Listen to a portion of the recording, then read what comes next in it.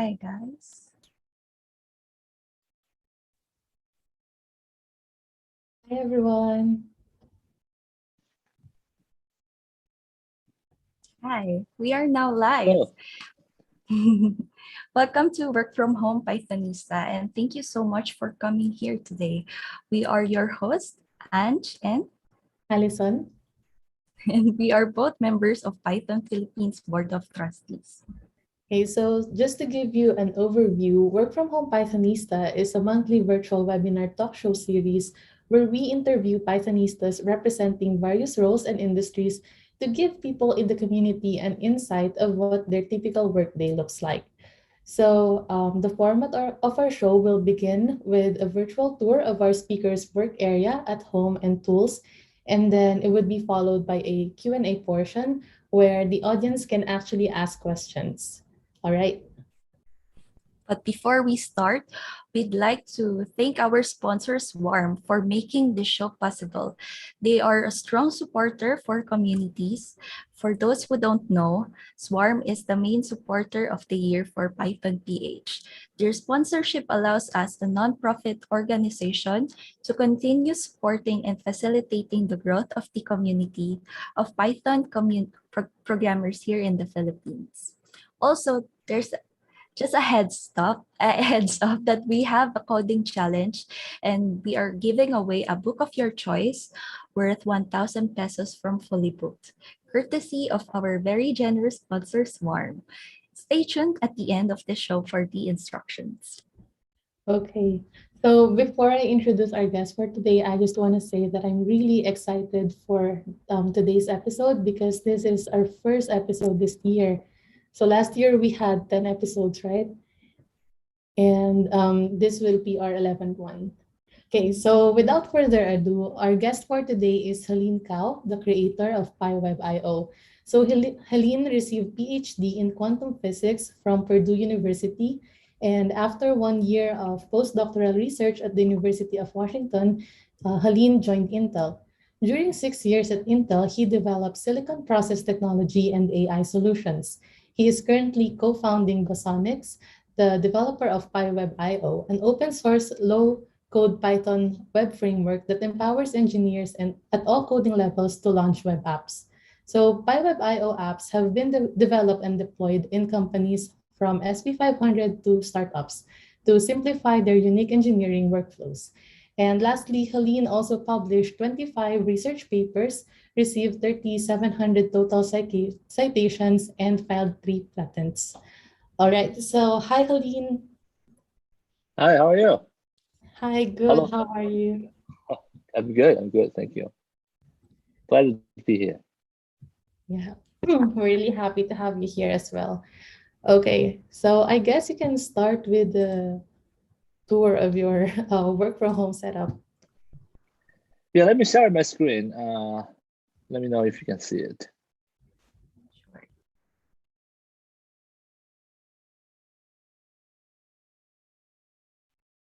You can see it? Yep, we can see it now. Right, this is, I have 2 slides to show you. This is how I start a day. This is not my, set up my sleeping surface.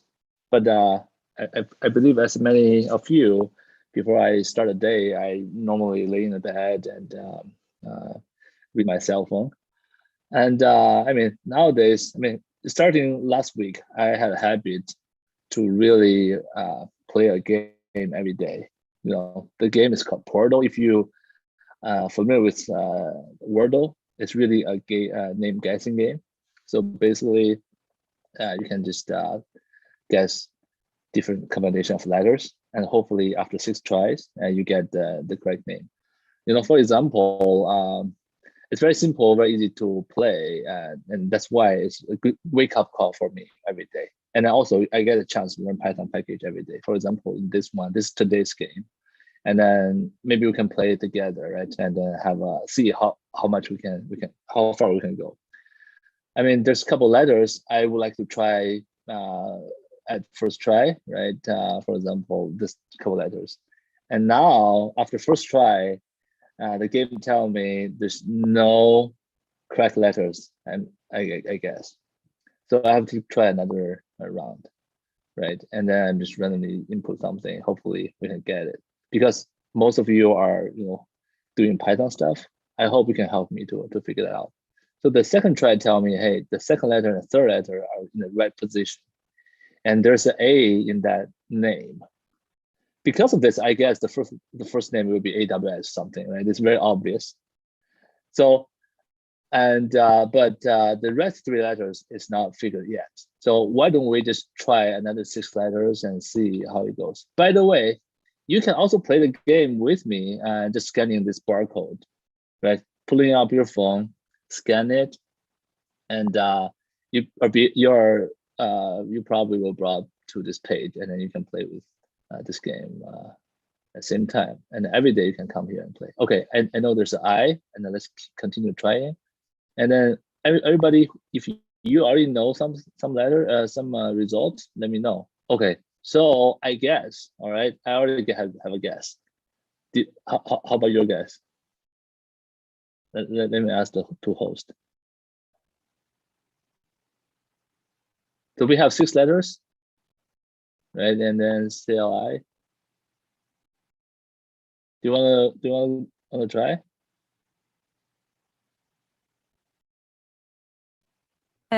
Actually, yeah, go ahead. Anything, any letters that are given here, no? Right. So we already have the 6 letters: A, W, S, I, C, L, right? And then that's the name of the Python package is combination of the 6 letters. And I also tell you the second letter is W, the third letter is S, and then you try to guess the rest. WSCLI. Yeah, the second That's one my is guess too. CLI. AWS CLI. Let's see how. Sorry, I missed W. AWS. I think we get a chance here. Yay. Boom! Right. Nice. We get it. And then one thing you can do is you can copy this and share on your social media and brag about this. And another thing you can do is really know more about this package, right? So, and then tomorrow you can come again and play another game, and then there will be another Python package for you to guess. So that's how I wake up myself every day. You can see, hey, every day, it's very good, exercise for your brain to get started. So that's my morning time. And then I spend more of my time on these 2 benches. One is a little bit dirtier, and then the other one, I call it dirty bench, and the other one is clean bench. Right, I'm sitting on my clean bench now. I will tell you why. And the clean bench is really my working bench. I type here, I make most of call here, and I also read here. You see also all the paintings are from my daughters. Right, she's really like drawing things and just hiding there for her. And then the dirty bench is sometimes I use to make phone calls. The reason is my clean bench is against a window. So in the daytime, if the light is really strong, shining from behind me, it's not very easy when I do video conference, people can see my face. So I have another bench, sitting against a wall, and then there's a window, natural light can come in and shine on my face.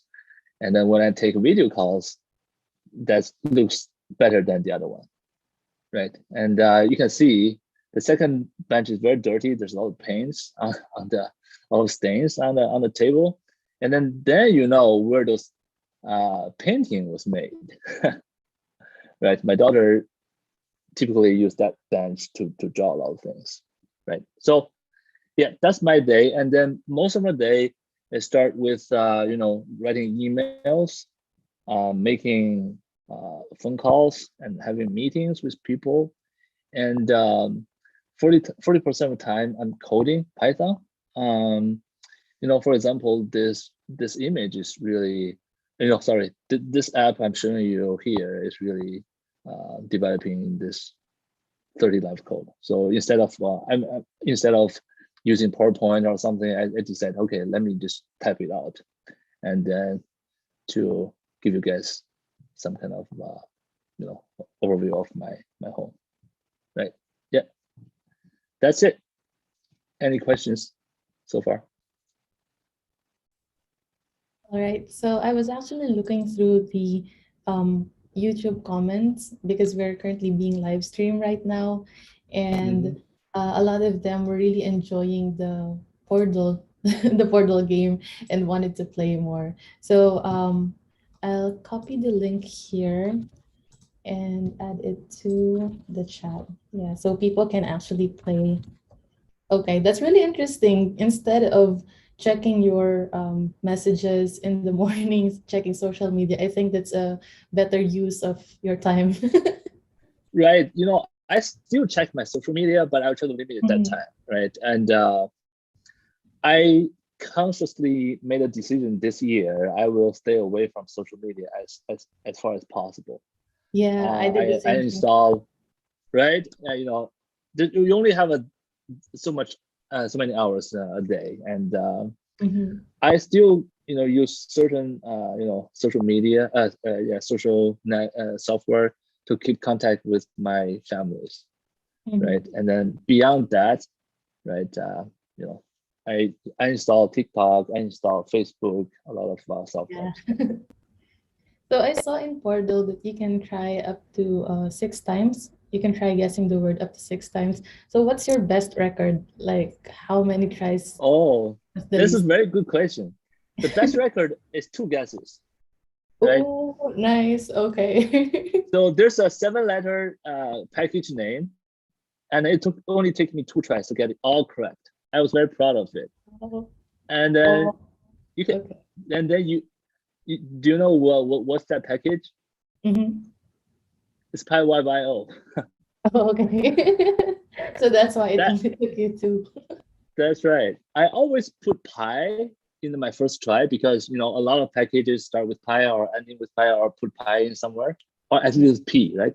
And I also try Py. And that day, I first 2 try is PY something, and then eventually get 3 letters correct. And then I immediately know, hey, there's something I probably need to try the next month. Anyway, and then I put it in, and it all goes through. I was super happy and I share with my friends on Discord. Yeah. By the way, we have Discord channel. If you're online or have some kind of internet connection, come here, pyweb.io, and there's a join Discord, right? You click that button, you join Discord. We have an official channel to share this portal results. And you probably already see the portal is also developed by PyWebIO. And we use this framework to develop portal. So I mean, there's a lot of we just dog food our own framework. Okay. So for those who again wanted to join the Discord channel, you can just go to pyweb.io and click the Discord button there. All right. Right. So I am going through the comments again, and some of them said that it's really interesting how you have different benches for context switching. Yeah, and I think it's really amazing because if you have like a different place for to think of different things, then it would be easier for you to switch context. Right. I like switching context. As you can see from my benches, I switch bench back and forth. I need new stimulus to ignite my brain cells, I believe. If you sit in one place for too long, or if you stay in a one space for too long, or if you don't change in any context, sometimes I feel a little bit I become lazy eventually. Yeah, Because things get getting easier, things get simpler, and then you can do it without thinking too much, and then that is a dangerous sign for myself. So I try to make move I try to make big switch every 5 years. Right, as you can see, I start with physics, and then I switch to physics, but a more hands-on experimental physics. And then also I go to I go to a discipline I never touched before. It's quantum physics. I had a lot of fun in that place. I the learning process, however, every time when I switch things, very similar, right? The learning process, at first time, you feel a little bit, scared about things you don't know. And then as you keep asking, you keep sharing, you keep learning, you know more and more. And then meanwhile, you feel like, hey, there's real things I don't know. And that's the nugget of things you really should pay attention. And also, after you get long enough, you understand how to think things from first principle, right? That's what Elon Musk always called, right? If you can grill down complex things into very, very bare minimum level, actually a lot of things are very similar. They are physics, right? They are mathematics. That's it. So yeah, I mean, I enjoy switching field. I encourage everybody, at least, actively think about switching the field. You don't have to, totally switch, because sometimes switching field, you need to take some risk, because you will, get rid of all the reputation you build up in that field, and you're going to enter a new territory. Nobody knows you, nobody recognizes you, and then nobody, right? But yeah, if timing is right, if risk is something you can take, do it. You only have one life. Yeah, I really do agree, because if you stuck into something for so long, you will be bored. life Yeah, is yeah, life is boring without problems. So make it yourself. exactly, exactly. And then there's an old saying I don't know if in China or only my hometown, there's a saying is this: if you move a tree from one place to another place, the tree will die. But if you as a person move one place to another place, it will thrive, Yeah. right? That's I mean, I haven't heard any similar things in I think other languages. Yeah, but I saw a quote. It's something like "bloom where you are planted." yeah, something like that. That's right. Okay, so I was going through the comments on YouTube, and Matt Debrun asked, "What 3D printing projects are you working on? Could you say that again? What 3D printing projects are you working on?" Oh, 3D printing. That's very interesting, because let me share, quickly grab one thing and share it to you. So this is the 3D printing stuff I currently Oh, have. So this is actually for my daughter, right? She really are interested in frog, those patterns, those kind of figures, right? This is actually a frog with a crown. I can see those type of things. But actually, Oh, this piece is not from my 3D printer. It's from one of her friend. So, but this is something I print: cute things, kawaii things, cartoon figures. I haven't tried any kind of hardcore stuff, engineering stuff. No, no, very artistic so far. okay. And do you have any questions for Helene? um, I would like to say about the. I would like to comment about the thing that you said earlier. Matt said from YouTube that he likes the idea of thinking in first principles and expanding on your perspective by switching fields and exploring other interests. And also he said that, oh, it's a frog prince. He likes it. That's right. That's right. Or a princess, who knows, right?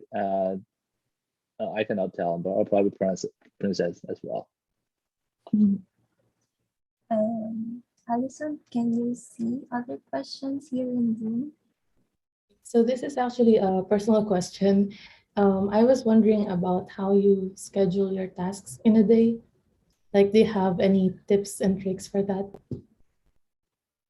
Right. I have a must-do list every day. The must-do typically take no more than 2 hours, right? So which means, hey, you have to finish it no matter what. If you cannot not finish tonight, you don't sleep. That type of thing. You have to finish it.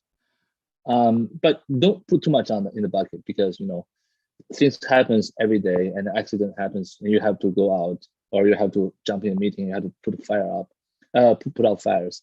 So don't put more than 2 hours in that must-do bucket, and then make sure you finish it as soon as possible, and then finish in a high quality. And then the rest of the time is really dealing with new ideas, right? Dealing with, because we're building a product platform. Hey, there's new features we may explore, and then building new things. For example, hey, tomorrow I'm going to join this work from home talk show. Okay, what kind of things I should put up as my slides? Okay, why don't I just go ahead and build an application for it, right?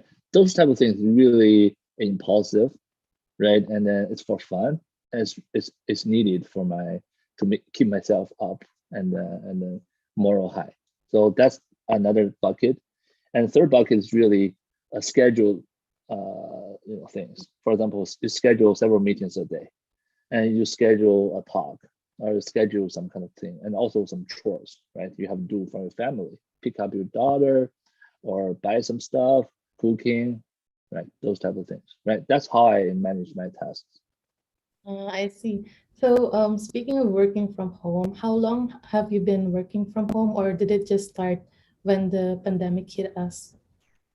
Right, it all started from pandemic hit us, and I actually when pandemic started, I was still working at Intel, and then at that time, Intel made a decision. Hey, we're gonna put all the workforce home as much as possible. Only people who are, have to go to the workplace, have to operate machines, facilities, need to go. And the rest of us, if you can work from home, stay at home for safety reason. And in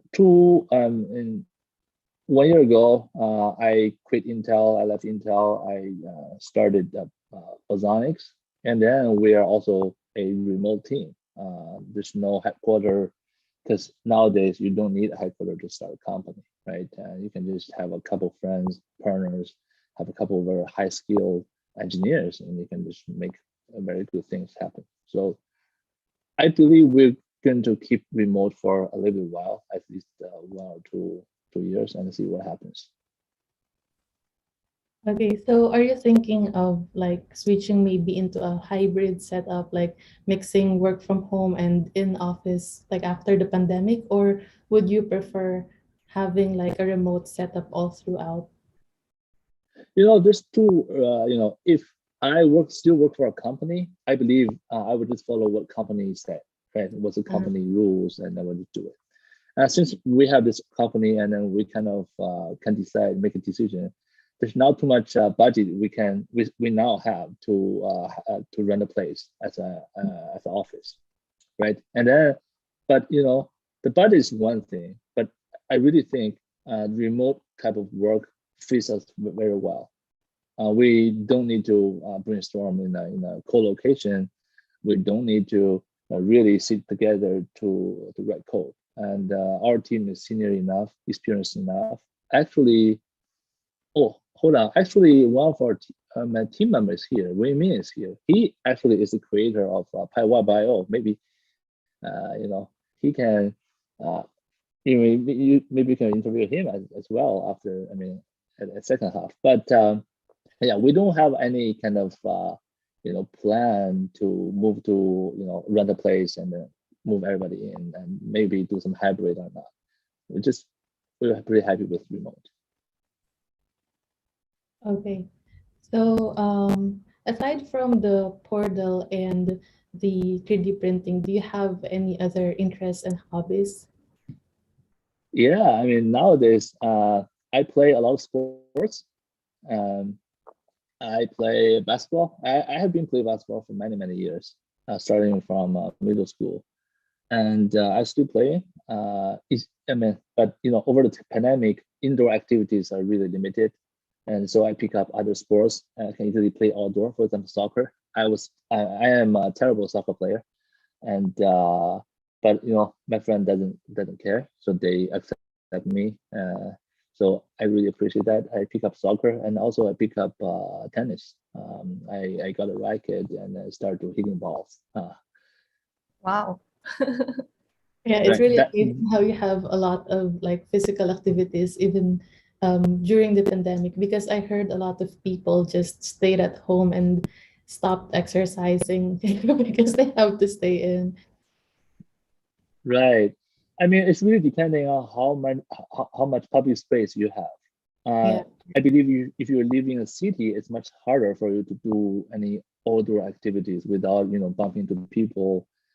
And if you live in a suburb area or maybe countryside, you have more place to run to do things. So it's really depending on the environment you stay in. But I'm not surprised if people stop doing exercise.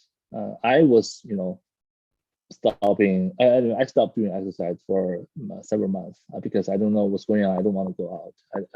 For me, it's like I could see the virus floating in the air. So I had, but after past that phase, I said, hey, I have to keep my muscle moving. I have to keep my chemicals in my body generating, right? So let's go out and do something safe and start with running, jogging. That's probably the easiest one. You don't have to interact with other people. And then later on, I'll move to a little bit of team sports. Okay, so you showed us like how you have your own setup now and like how you were able to transform your setup because of the pandemic. But have you ever felt burned out in the midst of this? And if yes, how did you deal with it? You know what? I feel burned out, so that's why I left Intel. Oh, It's not like okay. it's not because I don't like the job. Intel is a great company. You know, there's not too many companies in the world can pro- can produce or manufacturing a chip, right? A small chip like this size, and I have billions transistors on it. And every transistor, the feature size is about tens of nanometers.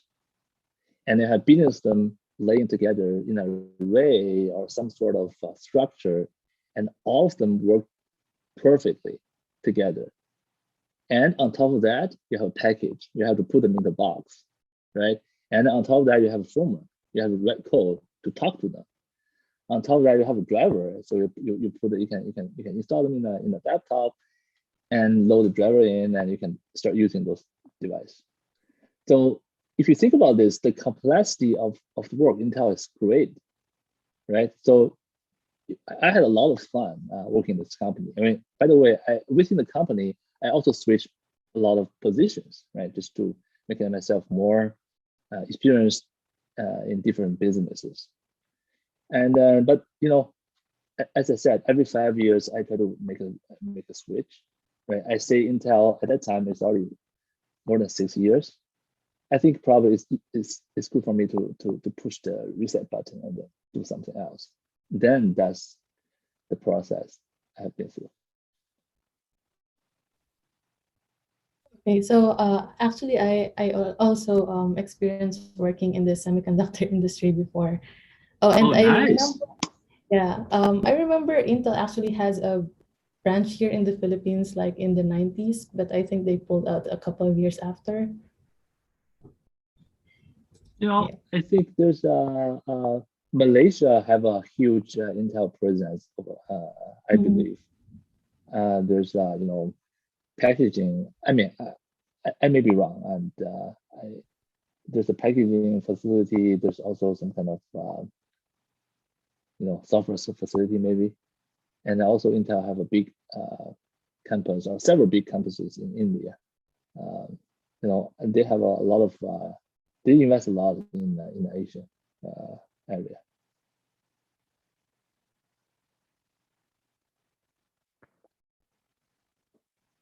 Oh, nice. And then um, looking in the YouTube questions, there's a question from Mr. Valdez. His question is, during the pandemic, how do you manage your time between work, your daughter and your health physically and mentally? Because you always mention that you have a daughter. Also, you switched your sports. You've been involved in any other ball activities, also jogging and running. So how were you able to manage your time? Yeah, I mean, so I feel like time is linear, right? Time is linear, but your energy is not. For example, let's say you work on a very hard task, and your energy goes down and down, and then at that time you have to make a decision. Hey, should I continue working on this and go down slope, or maybe I can do something else, right? For me, sports happen to be a good thing for me to re-energize myself. So I at that point probably I would just okay, I go for a jog for 30 minutes, and after I come back I feel good and I can refocus on the things I just left out. And for some people it's different. Some people, for example, for my wife, she's really like cooking, right? She's really, hey, I put my thoughts in the recipe and I do something and then taste what I make her really happy. So go, she just go do, go do it, right? So I think everybody should have some kind of this kind of charging habits or activity every day to keep them, to keep yourself. Yeah. So even though you have a limited amount of time, but how you manage your energy level is really depending on different activities you take. But mentioning your jog, the way that you jog, how usually what time do you jog? Is it in the morning or in the night? It's very hard if you live in Portland, Oregon, to have a fixed time to jog. If you live in a place, probably Philippines is a good place. If you have a very sunny day all over the season, you can fix a time. For example, every morning, 7 a.m., I'm going to go jog. And then there'll always be sunny, it's sunny, always dry, and then you just go out. You don't have to mention, and you don't have to worry about anything. Portland is a little bit different. It's very rainy, especially in winter. Someday you wake up, see, hey, there's sunshine and everything is good, and then you go out. And then the other day you wake up, there's heavy rain, and then you cannot do anything. So you just have to adapt to the weather. So I already train myself, so I would just go along with the weather. If it's good and then I happen to feeling like running, I would just go out and run and seize the moment, right? If the time is not right and I probably arrange some other activities, either indoor or some other things. So just you have to be adept. Yeah, I think it's very important to be flexible in your schedule because you can't really plan everything out. Yeah, I think that's great. But do you have any specific tools that you actually use that help you boost your productivity and help you become more efficient? I try several. For example, I mean, at team level, we have a team. Everybody, we need to be coordinate. We have to coordinate among all the team members, right? And then we use certain tools. For example, communication. We use Discord, and project management or tracking. We use a tool called Constructor. This is also a software created by a folk living in Oregon, very close to us.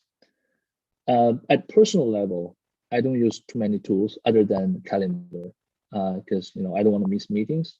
I want to make sure, hey, I have a meeting, I go there and show respect and then get things done. But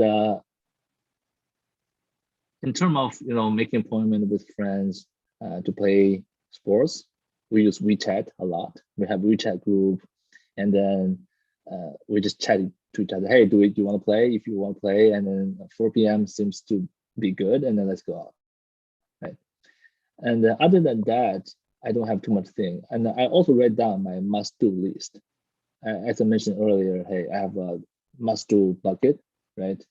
and then I write it down. Hey, today I have to do it, and then I just write on paper. I don't need any tools. Oh, So that's that's kind of interesting. my method. Mhm. Yeah. Yeah, I think it's interesting because a lot of the people that we interviewed before have like to do apps, like note-taking apps. But I think it's also good to actually just write down. And I think I read it somewhere that it actually helps you retain things better if you write them down rather than just typing them. Right, right. I mean, it's easy, right? Typing. I mean, nowadays you have so many windows in your screen. I mean, try to occupy your screen. You have to switch windows, and then to find the right window to switch to, sometimes take more time than you just grab a paper and write down. So it really depends.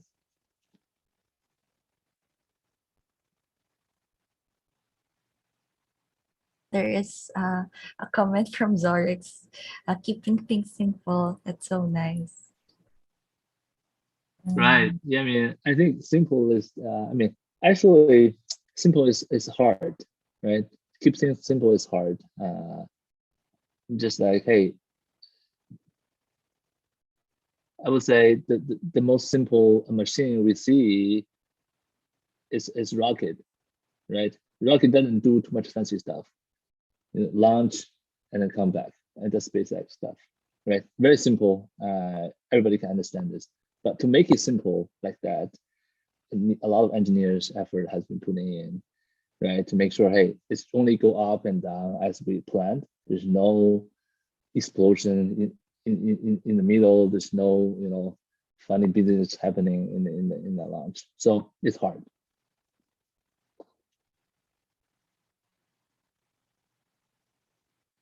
Um, also, Alison, do you have any more questions? I think we have to accommodate one question left. Okay, so last question. Um, for those like the younger people who just started their career, do you have like any advice or tips for them, especially since you have been a researcher, a professor, and at the same time you worked like in the software industry? I just need to correct you. I wasn't a professor. I wanted to be a professor. It's just another story. And maybe I just, a good segue for me to start from there.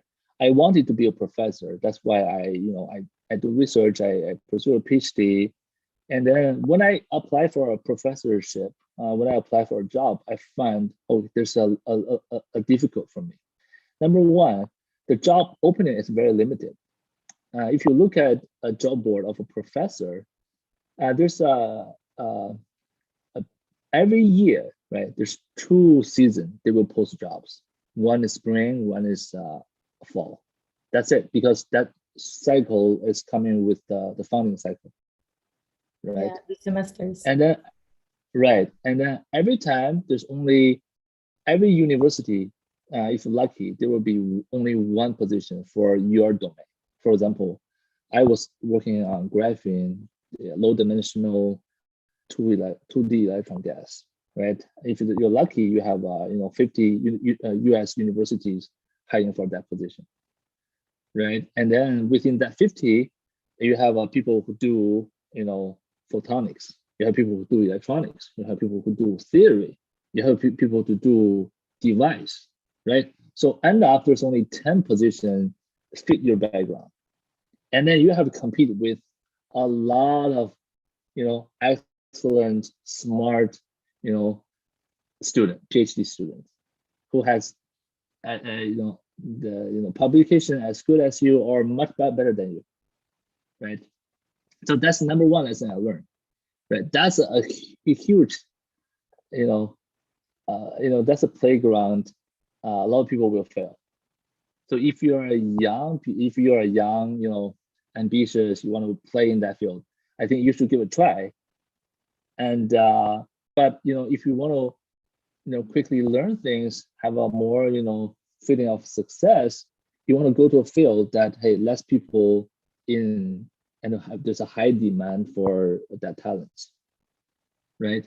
So as for example, if you want to play basketball at pro level, to find a job in basketball, that's a not good field for you to go in, because that's very highly competitive, right? There's 1,000 people are good at playing basketball. There's only 70 get selected every year. All right, and then but software programmer can be a good career, right? Engineer can be a good career. So always do something to follow this kind of. I mean, if you really want to start a career in a traditional way, and there's other ways you can do. For example, hey, I'm young, I have several years to spend, and I can take a risk, and also financially, I'm pretty safe because either I already saved some money or my family can support me, right? And then you can take some risk, or for example, start a company, right? Actually, it's not too hard to start a company, especially start a software company, right? Try to do something and then come back with a good resume. Say, hey, if to be honest, if you start a company at a very early age, and no matter you're success or not, you can always tell a story about yourself. And the story is always end with successful things, because you tried it, you learn a lot of things, that's your success. And then you tell the story to a future employer, right? And tell them, hey, that's what I learned. You much better than other folks at the same age group with a similar skill set, right? So that's for people who can take a little bit more risk, right? So always understand how much risk you can take, right? Who can support you if you fail, and then make a decision based on this. I try to tell my daughter. I mean, I do my daughter again, right? Because we're really close. I mean, she's 10 years old. She's really, a young, talented girl. And I tell her, hey, don't be yourself. Be the better version of yourself, right? And also, don't do whatever you want, right? Don't do whatever you want. Do whatever you should, right? That's another things for us to probably to think. I really love what you answered there. I mean, especially when you wanted to start a company, you don't have to. I agree with the part that you don't have to listen to what they said, but um, you just tell your own version of your story to be tell to other people and to other generations. I like that. Right. And at the end of the day, so you being yourself is the most important thing, right? So who you want to be or how you get there is more important than how much code you can write every day. And do you know this package? Right? Those are trivial things you can learn.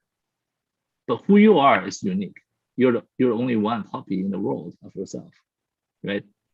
So the more you experience, the more you try, and the more you learn, and make you more unique. So, and I mean, this is a true story. I used to hire, give interviews, talk to new hires, and when I talk to them, right, I always ask them, hey, what do you want to be in 5 years? Right, and then you will surprise a lot of people don't have this, haven't thought this question, and they're really surprised by the questions. But actually, I think everybody should, at least think about this every month. Hey, what I want to be in 5 years? Am I a little bit closer to what I want to be? If not, okay, how can I be more closer next month? Right. So set a goal and. Wow. Thank you so much for those words. I mean, I really feel that a lot of us here or almost all of us here are really touched with your message. Um Do you have any announcements to the participants here? Do you have any talks to announce, or do you have any other packages to introduce to us? No, I don't have too much thing to announce. But we are if you happen to know PyWebIO, if you have already play with it, or you're interested, right, to build a web application, we're planning on put up a tutorial, right? And we need people to contribute to the tutorial, and we want to make it open source. And if you're interested, right, and join our Discord, and let's chat. All right, and then that can be your first open source commit, or your first PR, right? So yeah, don't be shy, talk to us, and let's see what we can do together. All right. So thank you so much for that. Again, guys, if you're interested in joining their Discord channel, just go to pyweb.io and then click the Discord button. So thank you so much, Helin, for giving us your time today. We had a lot of really amazing insights, and I personally enjoyed a lot of the things that you shared, and I probably would add Portal to my morning routine now. That's awesome. Yeah, we can compete now, right? See how much guess you need to get the right answer. Yeah, thank you so much. Okay, so we actually have two more announcements to make. One about our sponsor and one about the coding challenge that we mentioned earlier and the prize that we're giving away. So our sponsor, Swarm, is an invite-only community where top-tier builders ideate, strategize, and team up for high-quality freelance projects. Join the waitlist via swarm.work to get access to Swarm's Builder and Founder Network, community events, and more. If you want to team up for high quality freelance projects with top tier builders, they're opening up exclusive slots for Swarm Verified. So, verified Swarmies get exclusive access to their curated project marketplace, community of vetted talent, exclusive events, and more. So, you can apply now at swarm.work/verified. Also, we have a coding challenge. Let me share my screen. Can you see it? Okay. Yep. So we have a coding challenge. So here's the mechanic. What is the challenge? So the challenge will be the key concept is about more of loops. It's generally about loops. So here is the code snippet. Just type it in your browser or in your phone or in your local machine. And then also the how to submit. Place your solution to GitHub Gist and then tweet it via Twitter and mention Python PH and Swarm.work. So what is the prize? So the first one to submit with the correct solution will win a book of his or her choice worth 1,000 or less from fullybookonline.com. So yeah, choose the book that you want and we'll have it covered. And also, this this is courtesy of our sponsor, Swarm. Thank you so much, Swarm, for supporting this coding challenge to us.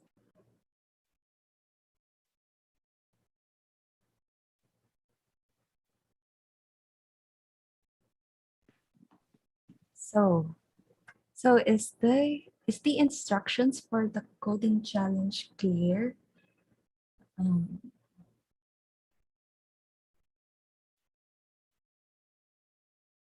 Okay, I guess it's clear. um,